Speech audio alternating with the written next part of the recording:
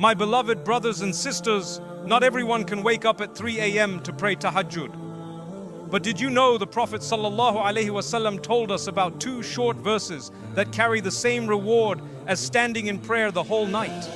Allah, in His mercy, made the path of worship easy even for the tired, the busy, and the struggling. These 2 ayahs, if you recite them sincerely before sleeping, can fill your night with light and reward. Let's uncover which verses they are and why they hold such immense power in the sight of Allah. 1. The mercy of Allah in simplifying worship. Allah's mercy is beyond comprehension. He never burdens a soul beyond what it can bear. The Qur'an itself declares Allah does not charge a soul except with that within its capacity. Worship in Islam isn't meant to break you. It's meant to bring you closer to the one who understands your limits. Not everyone has the strength to rise for Tahajjud, and Allah knows that. So in His infinite compassion, He opened doors of reward that match the effort of the strongest believers, even for those who can barely lift their heads from exhaustion. This is not leniency, it's divine love. Every command in Islam carries mercy behind it. When Allah made Tahajjud a voluntary act instead of an obligation, it was to give His servants the freedom to grow at their own pace. And for those who still long for that closeness but struggle to wake up, He gifted them these 2 ayahs, the last verses of Surah Al-Baqarah, as a mercy-filled shortcut to immense reward. It's Allah saying, I know your struggle, and I'll still let you share in the blessings of those who stand at night.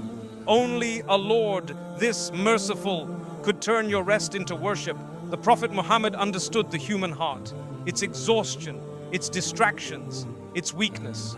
That's why his message was never one of perfection, but of effort.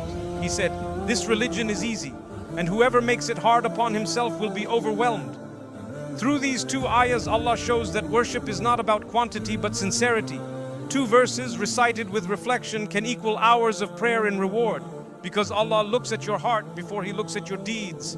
His mercy measures effort, not duration. The mercy of Allah doesn't lower the value of worship, it multiplies access to it. Not everyone is a scholar, an imam, or a saint, but everyone can remember Allah before sleep. By simplifying acts of devotion, Allah ensures no believer feels left behind. The same mercy that forgave Adam, guided Yunus, and comforted Muhammad, peace be upon him, now meets you at your bedside every night through these ayahs.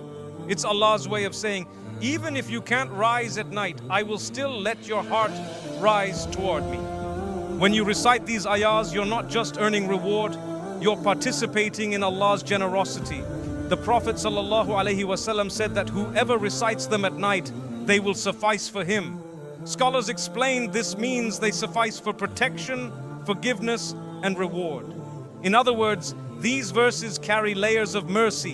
One for your body, rest, one for your soul, peace, and one for your record, reward. Allah's mercy doesn't just give, it multiplies. It transforms a moment of remembrance into a night of worship. The simplicity of these verses teaches us something profound. Allah doesn't seek exhaustion from His servants, He seeks connection. Tahajjud is one form of intimacy with Allah, but for those unable to rise, these ayahs are another. Every time you recite them before sleep, you're saying, Ya Allah, I want to be close to you even in my rest. And Allah responds by writing your name among those who stood for Him at night.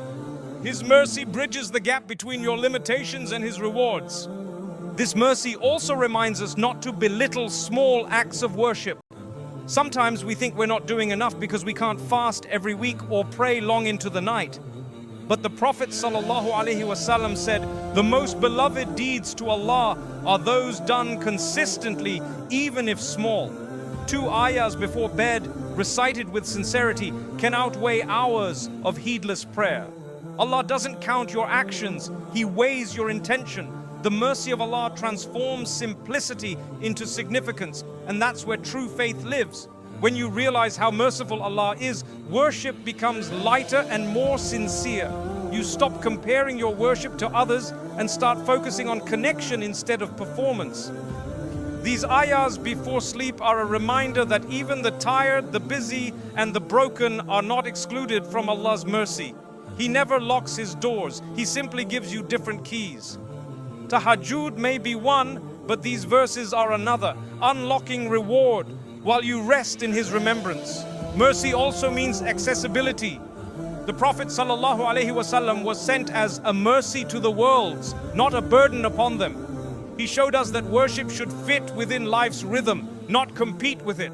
Through these ayahs, Allah invites you to carry spirituality into your ordinary routine. You don't need perfection to please Him, just sincerity. The Qur'an ends Surah Al-Baqarah with dua and forgiveness, reminding us that Allah's mercy is not earned through sleepless nights, but through hearts that never stop turning toward Him. My beloved brothers and sisters, the mercy of Allah in simplifying worship is proof of His love. He knows our fatigue, our distractions, our weaknesses, yet He still paves paths to reward. The last two verses of Surah Al-Baqarah are a divine gift for the struggling believer, proof that Allah's door is always open, even when your eyes can't stay open in Tahajjud. So tonight, as you lie down, whisper those ayahs with gratitude.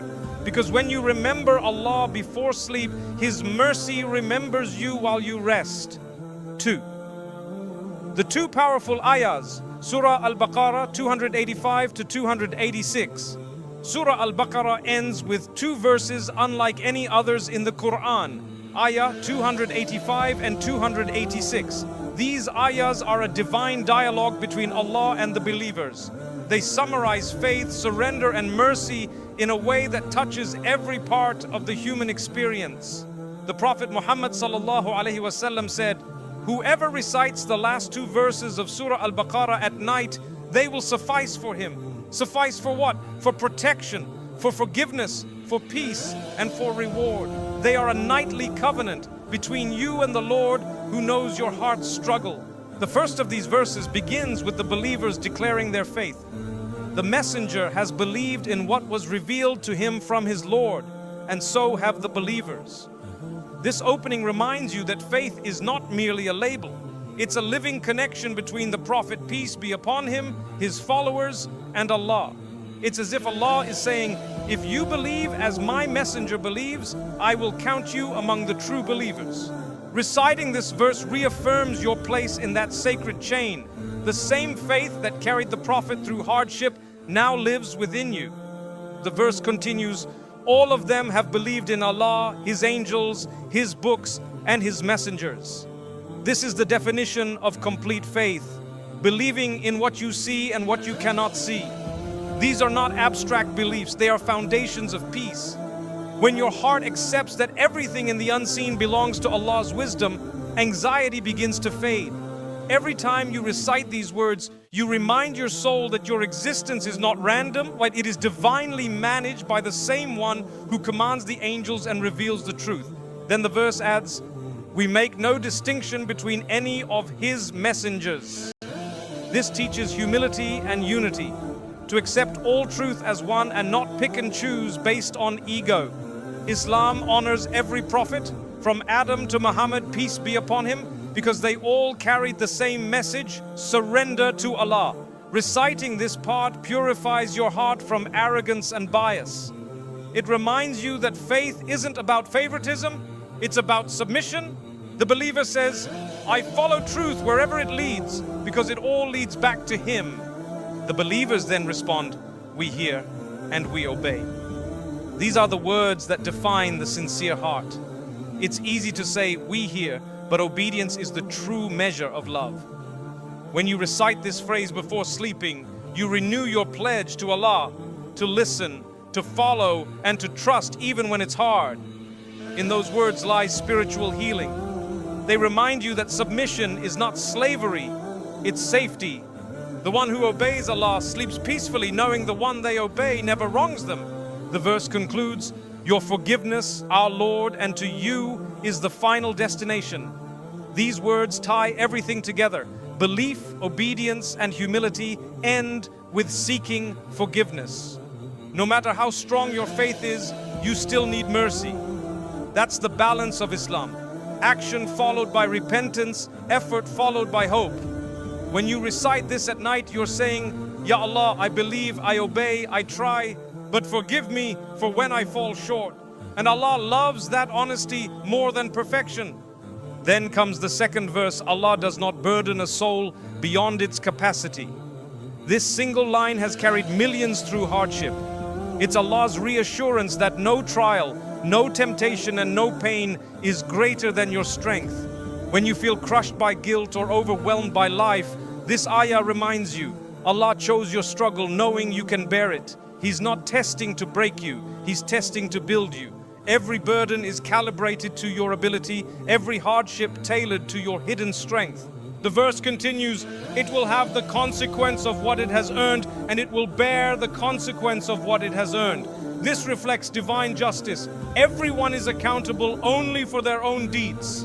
Allah doesn't punish you for someone else's mistake, nor does He deprive you of someone else's reward. This ayah restores fairness to the human soul. When you recite it, you remember that Allah sees every silent struggle, every unspoken act of restraint. You are never unnoticed, and no good deed is ever wasted. Then Allah teaches the believers how to make dua, a prayer so powerful that the Prophet ﷺ said, Allah Himself responded to it directly. Our Lord, do not take us to task if we forget or make a mistake. These words show how merciful our faith is. It allows room for human error. Even our forgetfulness is forgiven if our intention is pure. When you recite this, you're asking Allah to overlook your weaknesses. You're saying, oh, Ya Allah, I'm trying, but I'm human. And Allah replies, I have already forgiven you. Next comes, our Lord, do not place upon us a burden like that which you placed upon those before us. This is a plea for ease. It acknowledges that previous nations were tested with heavier laws, but Allah made Islam a religion of balance. When you say these words, you're asking for manageable tests, for a life where faith strengthens you instead of breaking you. It's Allah teaching you that it's okay to ask for mercy, to seek relief, and to admit your limits. That humility is beloved to Him. Then we recite, Our Lord, do not burden us with that which we have no strength to bear. How many times have these words been whispered through tears? This is the dua of the exhausted, the anxious, and the ashamed.